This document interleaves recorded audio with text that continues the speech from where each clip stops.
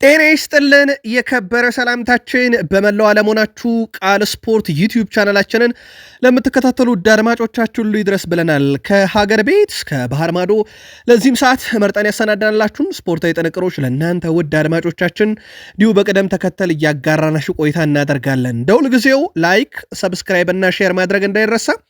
በሐሳብ መስጫ ሳጥናችን ላይ እንደዚሁ ሐሳብ አስተያየታችሁን ልታጋሩን ትችላላችሁ ውድ ቤተሰቦቻችን። በዚህኛው ጥንቅራችን የተወሰኑ ሀገራዊ ጉዳዮችን ለእናንተ ውድ አድማጮቻችን ይዘናል፣ ታደምጡታላችሁ። በባህር ማዶ የመረጃ ክፍለ ጊዜያችን በስፋት የምንመለከተው የክረምት የዝውውር መስኮትን ነው። ታላላቆቹ የአውሮፓ ክለቦች በዝውውር መስኮቱ ላይ የነቃ ተሳትፎን እያደረጉ ይገኛሉ። ዛሬ በርካታ መረጃዎችን ከሰማንባቸው ትልልቅ ሊጎች ውስጥ በተለይም ከባርሴሎና ጋር በተያያዘ ሰሞኑን ክስ ቀርቦበት ነበረም የላሊጋው ፕሬዚዳንት ለዚህ ምላሽ ሰጥቷል። በጣም አነጋጋሪ ሁኔታ ተፈጥሯል ስፔን ውስጥ ዛሬ በዝውውር መስኮቱ ላይ ሪያል ማድሪድን እናነሳለን። ከዛ በተጨማሪ ውድ ቤተሰቦቻችን በአውሮፓ ግዙፎቹ ክለቦች በዝውውር መስኮቱ ተሳትፏቸው እንዴት ያለ ነው የሚለውንና ለየት ያሉ መረጃዎችን ይዘናል። በተወዳጁ የእንግሊዝ ፕሪሚየር ሊግ ከአሰልጣኝ ሹም ሽር ጀምሮ አዳዲስ ተጫዋቾችን ማስፈረም ብሎም በፕሪሚየር ሊጉ አዳዲስ ህጎችን እስከ መተግበር የሰማንበት ቀን ነበረ። በዚህም ትልልቆቹን ክለቦች በተለየ መንገድ እንመለከታለን። ቢግ ሲክስ በተለይም ማንቸስተር ሲቲ ቤት ቤርናንዶ ሲልቫ እና እንደዚሁም ደግሞ የቡድኑን በጣም ወሳኙን ተጫዋች ኤርሊንግ ብሮት ሃላንድን የተመለከተ እንደዚሁም ተጨማሪ መረጃ ይዘናል። ሲቲ እንኳን ለዝውውር አሁን ብርቁ አይደለም።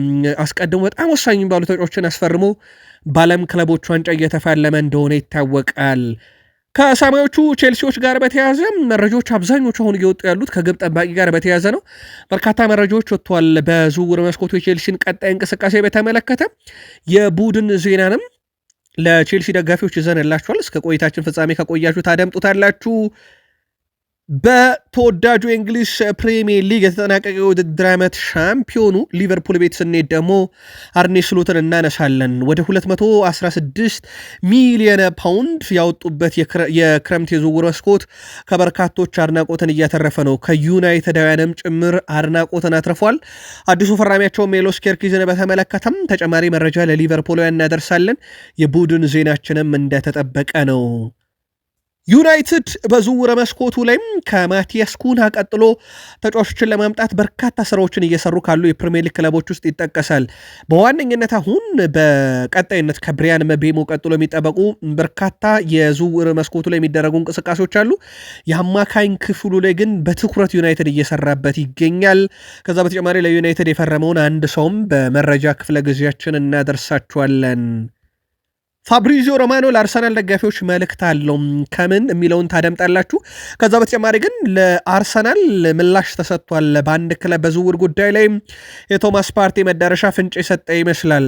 የዙቤሜንዲ ጉዳይና አርሰናል ስለሚፈልጋቸው ተጫዋቾች ተጨማሪ መረጃዎችን አግኝተናል። ይህንንም ለእናንተ ውድ አድማጮቻችን እናጋራለን። እስከ ፕሮግራማችን ፍጻሜ ብቻ ቆዩ። ላይክ፣ ሰብስክራይብ፣ ሼር ማድረግ እንዳይረሳ። ሀሳብ አስተያየት ካለ እንደ ሁልጊዜው ልታጋሩን ትችላላችሁ። ዛሬም የሁላችሁንም ሀሳብ አስተያየት በየዕለቱ እንመለከታለን፣ እንደ ግብአትም እንጠቀመዋለን። በድጋሚ መልካም ቆይታ ተመኝተን ስፖርታዊ ጥንቅሮቻችንን ዛሬም ሀገራዊ ጉዳዮችን በማስቀደም እንጀምር። የዘንድሮ ኢትዮጵያ ፕሪሚየር ሊግ ሻምፒዮኑ መድን እንደነበረ ይታወቃል። የመድህን አሰልጣኝ ደግሞ ገብረ መድህን ኃይሌ ናቸው። ትላንት አንድ ጽሑፍ የክለቡ ተጫዋቾች ይዘው ገብተው ነበረ ወደ ሜዳ። የምን ማራዶና የምን ፔሌ እኛም ሀገር አለ ገብረ መድህን ኃይሌ የሚል። በእርግጥ ኢትዮጵያ ውስጥ በእንደዚህ አይነት ደረጃ ሊወደሱ የሚገቡ ብዙ ስፖርተኞች አሉ። ዘንድሮ ደግሞ መድህን ሻምፒዮን ሲሆን የአሰልጣኝ ገብረ መድህን ኃይሌ ትልቅ ሚና ነበረው። እነሱም በግጥም አወድሰውታል። በኢትዮጵያ ፕሪሚየር ሊግ ግን የማን ደጋፊ ነበራችሁ ብለን ጠይቀናችሁ ነበር። የተወሰኑ ቡና፣ ጊዮርጊስ የሚሉ አሉ።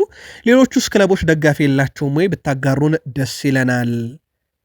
የመላው ኢትዮጵያ ጨዋታ በኦሮሚያ ክልል የበላይነት ተጠናቋል። በባህልና ስፖርት ሚኒስቴር አዘጋጅነት በኦሮሚያ ክልል በጅማ ከተማ ሲካሄድ የቆየው ስድስተኛ የመላ ኢትዮጵያን ጨዋታ በኦሮሚያ ክልል አጠቃላይ አሸናፊነት ነው የተጠናቀቀው። በመዝጊያው ዕለት በተደረጉ የእግር ኳስ ፍጻሜ ጨዋታ አስተናጋጁ ኦሮሚያ ክልል በሁለቱም ጾታዎች አሸንፏል። ኦሮሚያ ደቡብ ኢትዮጵያን በወንዶች 2-1 እንዲሁም በሴቶቹ ደግሞ 1-0 በሆነ ውጤት ድል በማድረግ በሁለቱም ጾታ ነው ሻምፒዮን የሆኑት።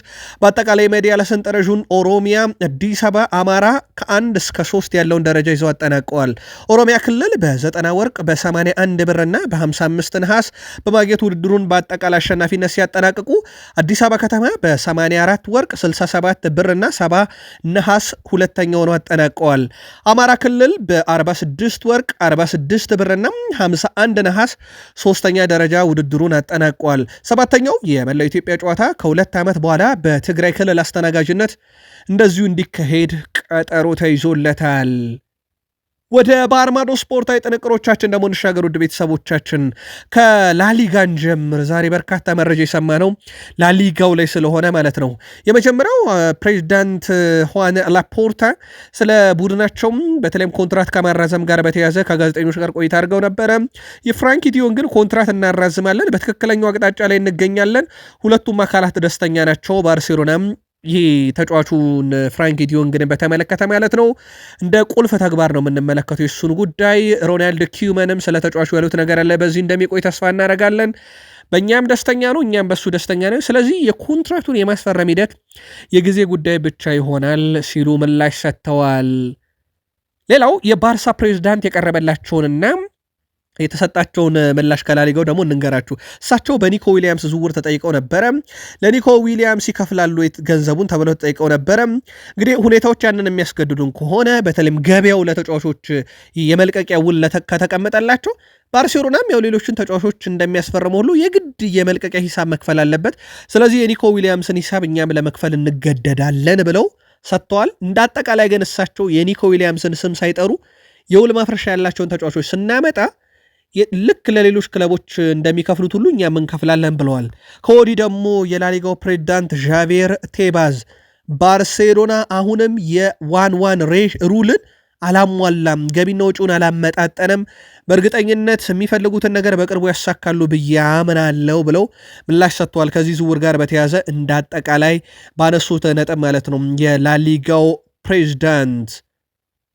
ሌላ የተጠየቁት ጥያቄ ባርሴሎና ተጫዋች ማስፈረም ይችላሉ ወይ ተብለው ነው የላሊጋው ፕሬዚዳንት።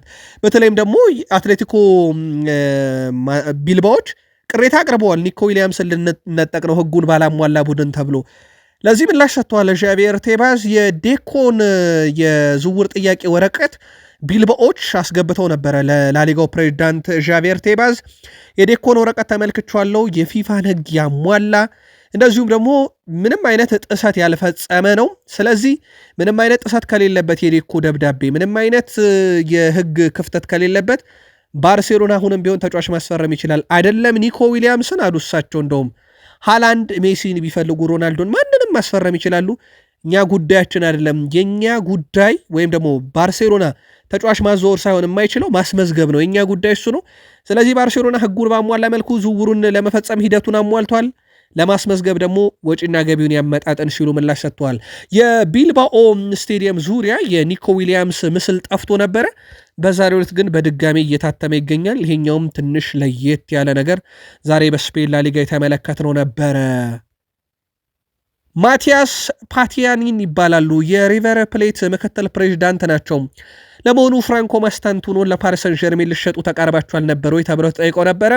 እሳቸው ግን የለም፣ የፍራንኮ ማስታንቱኖ የመጀመሪያ ቁጥር 1 ምርጫ ሪያል ማድሪድ ነበረ። እናም ፍላጎቱ ነው የተሳካው፣ ያ ነው የተፈጠረው፣ ሌላ አዲስ የተፈጠረ ነገር የለም ብለዋል። ያው እንደ እውነታው ግን ወደ ፓሪስ ሰን ዠርሜን ለማቅናት እኮ ሁሉ ነገር ጨርሶ ነበረ። አብዛኛው ስራም ተጠናቆ ነበር። በስተመጨረሻ ነው እንግዲህ የዝውውር መስኮቱም እንግዲህ የዓለም ክለቦች ዋንጫ ከመጀመሩ በፊት ወዲያው ዝውውሩ እንዲያልቅ ያደረጉት ሪያል ማድሪዶች እና እሳቸው ግን ቅድሚያም ሪያል ማድሪድ ነበር ምርጫው ሲሉ ተደምጠዋል። ፍሎሬንቲኖ ፔሬዝ በዓለም ክለቦች ዋንጫ ቡድናችን በጣም ጥሩ ነው፣ ግን ከሳልዝቡርግ ጋር አድርገን ድል ያደረግንበት ጨዋታ ከሶስቱ ጨዋታ ምርጡ ነው ሲሉ ተደምጠዋል። በዣቪ አሎንሶ በኩል የ3-6-1 ፎርሜሽን የተመለከትንበት ለየት ባለ መንገድ የቀረበበት ነበረ። በእርግጥ ኬሊያን መባፔ አሁንም በቡድኑ የለም። እሳቸው ከጨዋታው መጠናቀቅ በኋላ ኬሊያን መባፔን እንፈልጓለን፣ በቅርቡ ቡድኑ እንደሚቀላቀል ተስፋ አደርጋለሁኝ፣ እሱ ለቡድናችን የተለየ ጥቅም እንደሚሰጥ አውቃለሁኝ፣ ግን አሁን አጠገባችን የለም።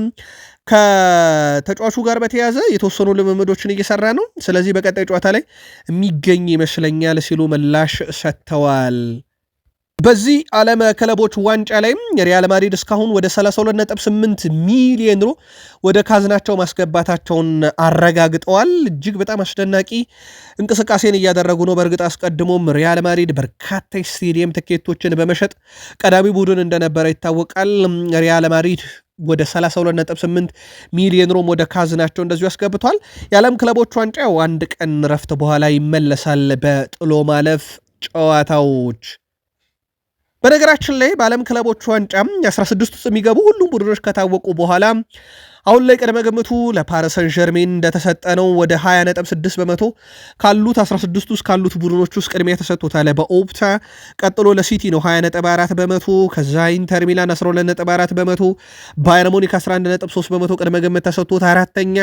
አምስተኛ ቼልሲ ነው ቅድመ ግምት የተሰጠው 6 ለሪያል ማድሪድ፣ ሰባተኛ በቦሩሲያ ዶርትመንድ፣ ስምንተኛ ለቤኔፊካ ተሰጥቷል። ምናልባት የእናንተን የግል ምልከታ ልታጋሩን ትችላላችሁ። በዓለም ክለቦች ዋንጫ ላይ እየተሳተፉ ካሉ ክለቦች አንጻር የትኛው ክለብ ሞር የተሻለ ዋንጫውን የማንሳት አቅም ያለው ይመስላችኋል? አሁን 16 ውስጥ ከቀሩት ቡድኖች ውስጥ ማለት ነው። ኦፕታ አሁንም ቅድመ ግምቱን ለፓሪስ ሰን ዠርሜን ሰጥቷል። አትሌቲኮ ማድሪዶች አሁንም ተጫዋች ለማስፈረም ከስምነት ደርሷል። ተረኛ የሚያስፈርሙት ተጫዋች ደግሞ አሌክስ ቤና ነው። ከቪላሪያል ነው የሚያስፈርሙት። ከሪያል ማድሪድም ከባርሴሎናም ባልተናነሰ መልኩ ሰፋ ያለ እንቅስቃሴን እያደረጉ ነው። ከአታላንታም ተጫዋች ለማምጣት ከስምነት እንደደረሱ በማለዳው መረጃችን ነግረናችሁ ነበረ። እስከ 45 ሚሊዮን ዩሮ ቀጥታ የሚከፈል 5 ሚሊዮን ዩሮ ደግሞ የተጫዋቹ ወደፊት ብቃት እየታየ የሚከፈል ገንዘብ ነው።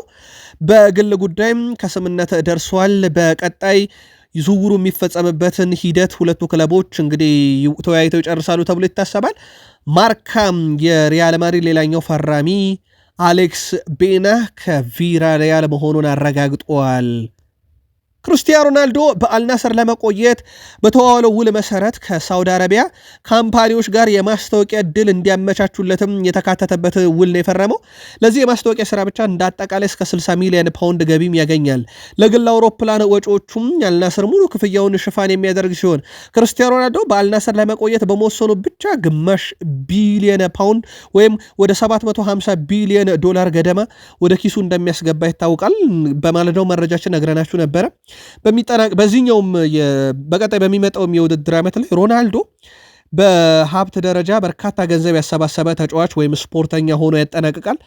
ካሁኑ እንደዚህ አይነት ውል የቀረበለት ማንም ስለሌለ ወይም አጠቃላይ የውድድር ዓመቱ ስፖርተኞች ገቢ ቢያገኙ ከሮናልዶ በተሻለ ገቢ ስለማያገኙ ማለት ነው። ሮናልዶ እግር ኳስ ተጫዋችነቱ ላይ የሚያገኘው ገንዘብ ከሜዳ ውጭ ባሉ የማስታወቂያ ስራዎችም ላይ ከፍ ያለ ጭምር ነው።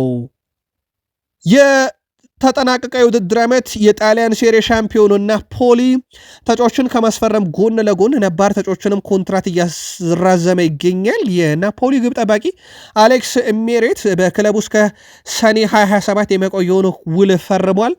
ስለሆነም አዲስ ተጫዋቾችን በማምጣት ጎን ለጎንም ሻምፒዮኑ ናፖሊ ነባር ተጫዋቾችንም እንደዚሁ እያቆየ ይገኛል።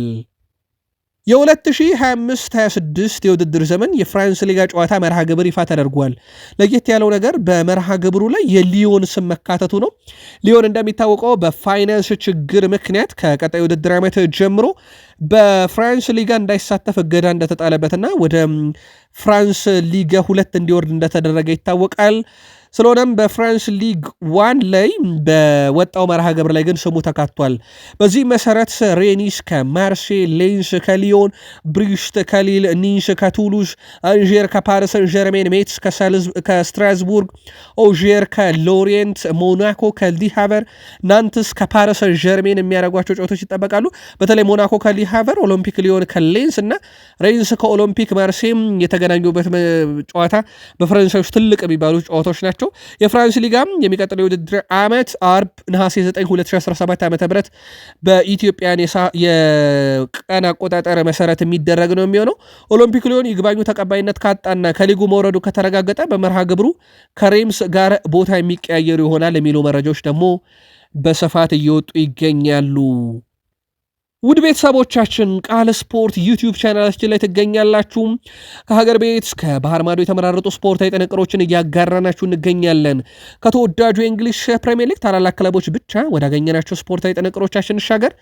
በድጋሚ ላይክ፣ ሰብስክራይብ እና ሼር እያደረጋችሁ እስከ ፕሮግራማችን ፍጻሜ ቆዩ።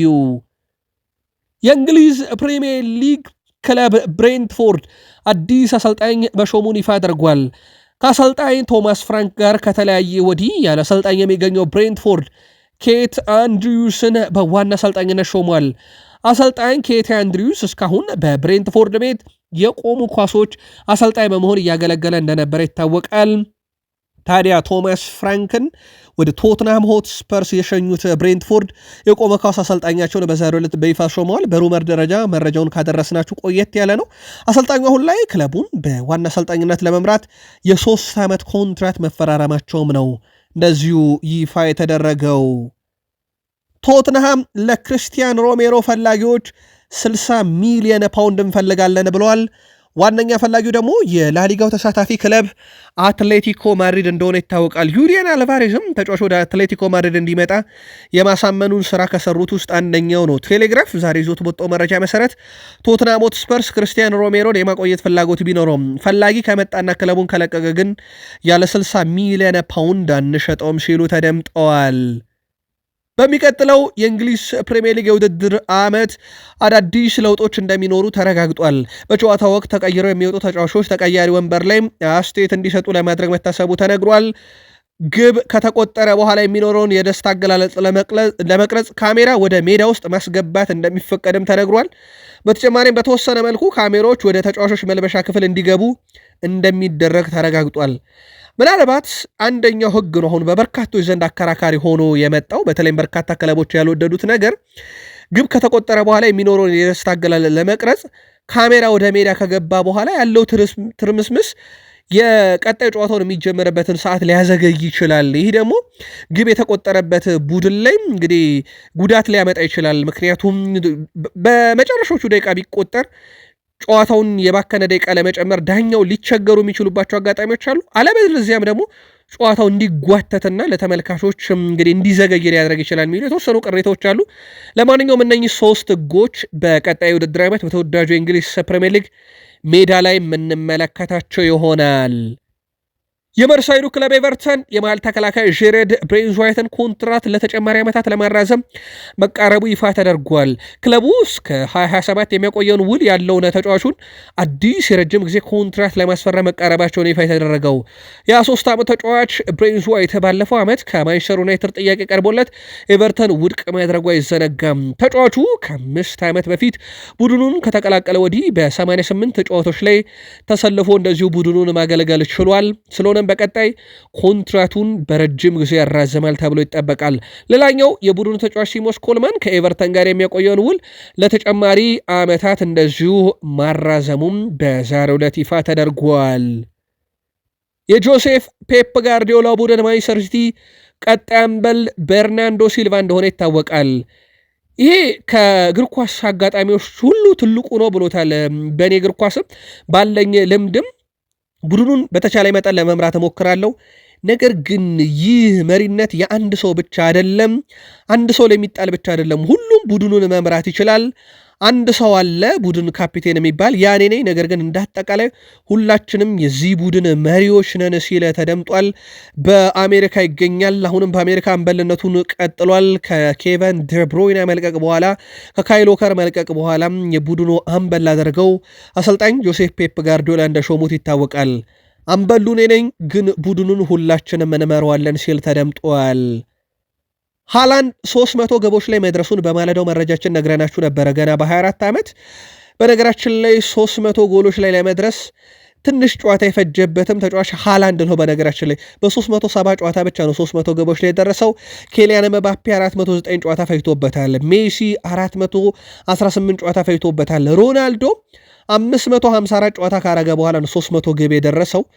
ሃላንድ አሁንም ለሮናልዶ ሪከርድ በንጻሬ ካየ ነው መድረስ የሚችል ይመስላል። ግን ያደርገዋል አያደርገውም የሚለው ነው ወደፊት የሚጠበቀው። ጅማሮ ግን እንደዛ ይመስላል። ለማንኛውም በ370 ጨዋታ ወይም በትንሽ ጨዋታ 300 ግቦች ላይ የደረሰው ኤርሊንግ ብሮት ሃላንድ ነው። ቼልሲዎች በግብ ጠባቂ ዙሪያ ነው ሰሞኑን በስፋት ስማቸው እየተነሳ የሚገኘው። አሁን ላይ ሚኪ ፓይንደርስን ከክለቡ በውሰት የመስጠት ምንም አይነት ፍላጎት እንደሌላቸው እየተዘገበ ይገኛል። በልምምድ ቦታ ላይም ግብ ጠባቂው በሚያሳየው እንቅስቃሴ የቼልሲ አሰልጣኝ ቡድን አባላት ደስተኛ ናቸው የሚሉ መረጃዎች በስፋት እየወጡ ይገኛሉ። ተጫዋቹ ግን አሁንም የመጫወቻ ደቂቃን በስፋት ይፈልጋል የሚለው ነገር ትንሽ ለቼልሲ ስጋት ሊሆን ይችላል ተብሎ ይታሰባል። በቼልሲ በኩል ግን አሁን ስማቸውም ከአርጀንቲና የግብ ጠባቂ ኤሜሊያኖ ማርቲኔዝም ጋር መያያዝ ጀምሯል። ሌላኛው ቴር ስቴገን ነው፣ የባርሴሎናው ግብ ጠባቂ እንደ ዋና ቋሚ በረኛ ይፈልጉታል እየተባለ ነው። ማሬስካ በዊሊ ካባያሮ በኩል እንግዲህ ይህን ግብ ጠባቂ ማስፈረም ሂደት ላይ ውይይት ማድረጋቸውና ዊሊ ካባያሮም ግብ ጠባቂ እንደሆነ ይታወቃል። ግብ ጠባቂው ቢመጣም ጥሩ አማራጭ እንደሚሆን ለቡድናቸው ጠቁመዋል የተባለው ስለሆነም በቀጣይነት የኤሜሊያኖ ማርቲኔዝ ከዩናይትድ በተጨማሪ በተለይም በአውሮፓ መቆየትን ፍላጎት ስላደረገ እና በእንግሊዝ መቆየትን ፍላጎት ስላደረገ ቼልሲዎች እንደ አማራጭ ይመለከቱታል ተብሏል። እሱ ለዩናይትድ ፈቃዱን ቢሸጥም ዩናይትድ ግን ኦናናን እስካልሸጠ ድረስ ግብ ጠባቂ ማምጣት እንደማይችል ወይም እንደማይፈለግ ይታወቃል። ስለዚህ ቼልሲዎች እዚህ ዝውውር ላይም በይፋ መግባታቸው ተረጋግጧል። በዚህኛው የክለቦች ዋንጫ ወይም የክለቦች የዓለም ዋንጫ ብዙ ትልልቅ የግብ ዕድሎችን በመፍጠር ቀዳሚ ተጫዋች ኤንዞ ፈርናንዴዝ ነው። 3 ትልልቅ የግብ ዕድሎችን ፈጥሯል። እንዲሁም አማካይ ሆኖ 3 ጎሎች ላይ ቀጥታ ተሳትፎን ያደረገ ብቸኛውም ተጫዋች ሆኗል። የዚህ ተጫዋች ቁጥር እጅግ በጣም አስደናቂ ነው።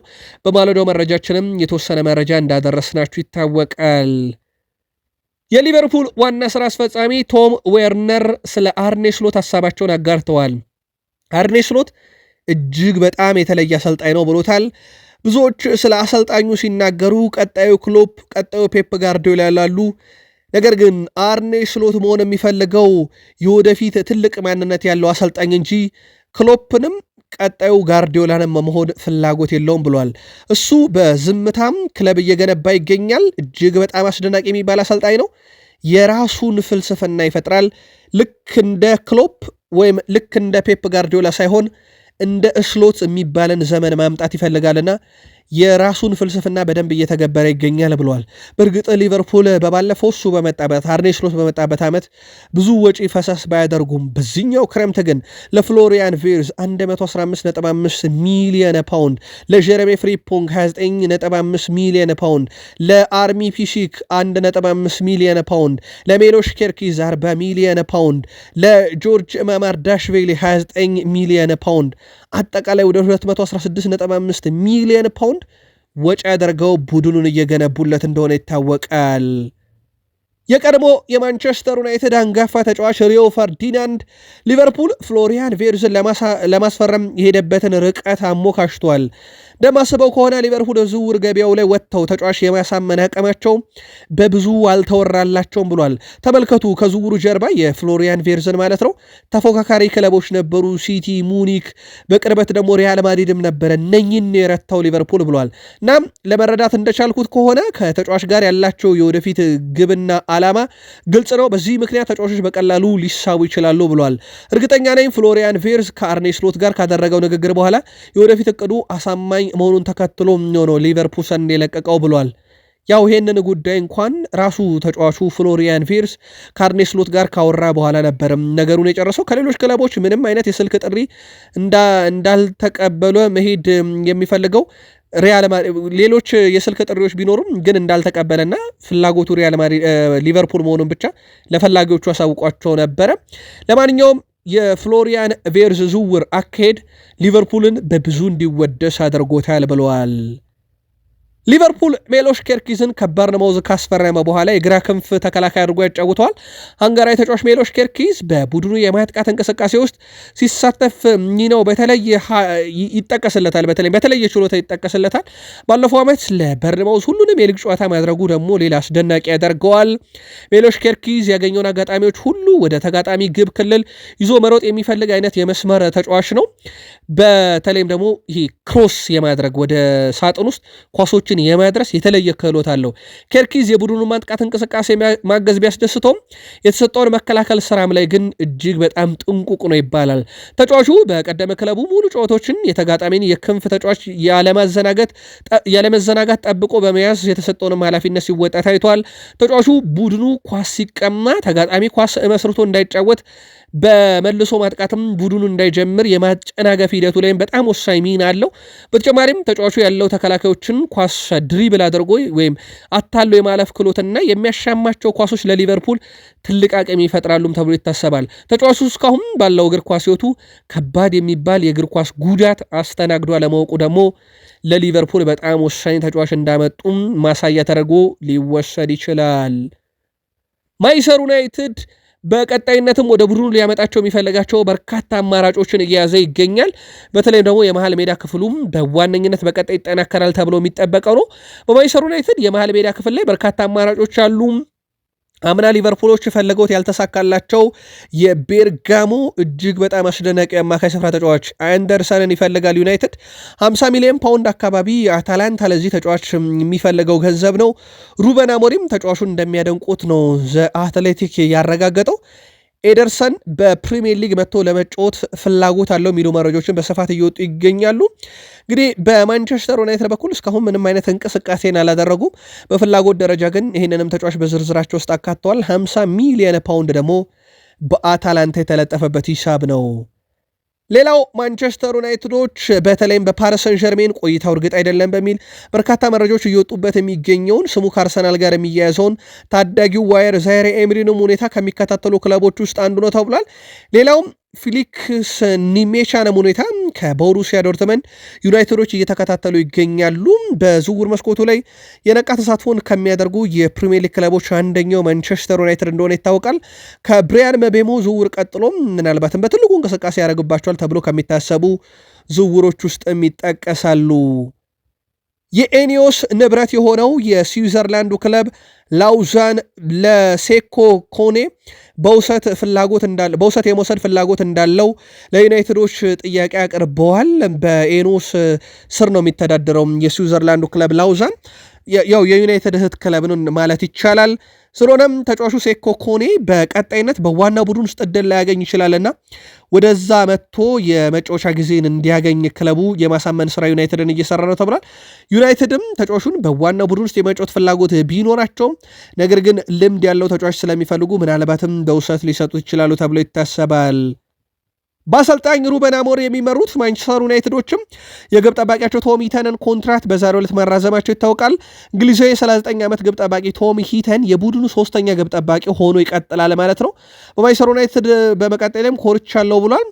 የማንቸስተር ዩናይትድ የምልመላ ክፍል ኃላፊው ዊልኮክስም የቶም አመራርና ልምድ ለቡድኑ በጣም አስፈላጊ ነው። በሚቀጥለው የውድድር ዘመንም የቡድኑ አካል በመሆኑ ደስተኛ ነን። የቶም አስተሳሰብና ሲጠራ ሁልጊዜ ለመስራት ዝግጁ መሆኑ በእኛ እንዲቆይ ያደርጎታል ብለዋል። በነገራችን ላይ ማንቸስተር ዩናይትድ በኩል የሶስተኛ ግብ ጠባቂ ፍላጎት የላቸውም፣ ያው ቶም ሂተን ስለሚቆይ። ዩናይትዶች ግን ቁጥር 2 ግብ ጠባቂ ምናልባትም አልታይ ባይንደር ክለቡን ሊለቅ የሚችልበት ሰፊ እድል አለ። ኦናናን ከሸጡ ደግሞ በትልቅ ደረጃ ቡድኑን በቋሚነት ማገልገል የሚችል ግብ ጠባቂ እንደዚሁ የማምጣት ፍላጎት እንዳላቸው ይታወቃል። የአርሰናል ደጋፊዎች በቀጣይ ቀናት ትልልቅ ነገር ይሰማሉ ብሏል ፋብሪዚዮ ሮማኖ። አርሰናል አሁን በዝውውር መስኮቱ ላይ ነቃ ተሳትፎን እያደረገ ነው ያለው ፋብሪዚዮ ሮማኖ በቀጣይ ቀናቶች ውስጥም ከዝውውር ጋር በተያዘ ትልልቅ መረጃዎች ይኖራሉ ብሏል። አርሰናል በነገራችን ላይ ክሪስቲያን ሞስኬራን ከቫሌንሺያ ለማስፈረም ያቀረበው የዝውውር ሂሳብ በይፋ ባይገለጽም በርካቶች እስከ 19 ሚሊዮን ዩሮ አካባቢ ይደርሳል የሚል ነበረ። በቫሌንሻ በኩል ግን ለዝውውሩ የሚፈልጉት ከ25 እስከ 30 ሚሊዮን ዩሮ ነውና የተወሰነ የዝውውር ሂሳብ ልዩነት አለ በአርሰናልና በቫሌንሻ መካከል። በቀጣይ ቀናት ይህንን በድርድር ያጠቡታል ወይም ይፈቱታል ተብሎ ይታሰባል። አርሰናል ይፋዊ ጥያቄ አቅርቧል ለክለብ ቫሌንሻ ተጫዋቹን ማስፈረም እንደሚፈልጉ በቀጣይ ቀናት ይጠበቃል። ፋብሪዚዮ ሮማኖ ግን ከዚህ ዝውውር ጋር ብቻ ሳይሆን እንደ አጠቃላይ አርሰናል ቤት በቀጣይ ቀናት ውስጥም ትልልቅ መረጃዎችን እንሰማለን ብለዋል። ከአርሰናል በነፃ የሚለቀውን ቶማስ ፓርቴን ለማስፈረም በርካታ ክለቦች ፍላጎት አላቸው። በነገራችን ላይ ቶማስ ፓርቴ ቀጣይ ሳምንት ከአርሰናል ጋር በነፃ እንደሚለያይ ቢታወቅም አሁንም ግን ከቡድን ጓደኞቹ ጋር በስፔን ልምምድ እየሰራ ይገኛል። ታዲያ አሁን ላይ የፌነርባቼ ስፖርቲንግ ዳይሬክተር ዴቪድ ኦዜግ ከፓርቴም ወይም ከንዴዴ አንዳቸውን ማስፈረም ይፈልጋሉ። ሞሪኒዮ ደግሞ ወደ ቡድናቸው እንዲመጣ ዋነኛ ፍላጎት ያላቸው ቶማስ ፓርቴ ላይ ነው ተብሏል። ፓርቴ አርሰናል ጋር መለየቱን በተመለከተ እሱ እስካሁን ያለው ነገር የለም። አርሰናል ነው በይፋ ከተጫዋቹ ጋር እንደሚለያይ ያስተዋወቀውም። በብዙ መዋቅር ላይ ድርድር ካደረጉ በኋላ በተለይም ከክፍያና ከጥቅማ ጥቅም ጋር ከኮንትራት ርዝማኔው ጋር በተያዘ ከስምምነት ሳይደርሱ ከቀሩ በኋላ ነበረ ቶማስ ፓርቴ የተለያየው። በቶማስ ፓርቴ በኩል ግን መዳረሻውን ይፋ የሚያደርግ ከሆነ ተከታትለን የምናቀርብላችሁ ይሆናል። የዙቤሜንዲን ዝውውር በተመለከተ ስካይ ስፖርት አርሰናል ቀጣይ ሳምንት ነው ይፋ የሚያደርገውም። በዚህ ሳምንት ይፋ የመደረጉ ነገር በጣም ዝቅተኛ ነው ብሏል። ከዛ በተጨማሪ ግን ከአስቶን ቪላ ሞርጋን ሮጀርስን በማስፈረም ሂደት ላይ አርሰናል ብቻ ሳይሆን በእርግጥ ሌሎች በርከት ያሉ ክለቦችም በፍላጎት ደረጃ እዚህ ዝውውር ላይ ያሉ። ነገር ግን አሁን በስካይ ስፖርት በኩል በወጣው መረጃ መሰረት አስቶን ቪላ ሞርጋን ሮጀርስን ከመሸጥ ይልቅ የማቆየት ፍላጎት አላቸው። አለበለዚያም ደግሞ ከፍተኛ ገንዘብ ይፈልጋሉ እየተባለ ነው። ቼልሲም ተጫዋቹ ላይ ፍላጎት አለው፣ አርሰናል አለ፣ እንደዚሁም ቶትንሃምም ስማቸው በስፋት ተይዟል። እነ ታይጃኒ ራይንደርስ ለሲቲ ከመፈረማቸውን በፊት ይህ ተጫዋች በስፋት ስሙ ሲያያዝ እንደነበር ይታወቃል ከሲቲም ጋር። ለማንኛውም ሞርጋን ሮጀርስ በአርሰናል ዝርዝር ውስጥ ቢኖርም ከትልቅ ገንዘብ ጋር በተያያዘ ምናልባትም አስቶን ቪላዎች ተጫዋቹን ላይሸጡት ይችላሉ እየተባለ ይገኛል። ቃል ስፖርት የምሽት መረጃችን አበቃ። ሰናይ ጊዜ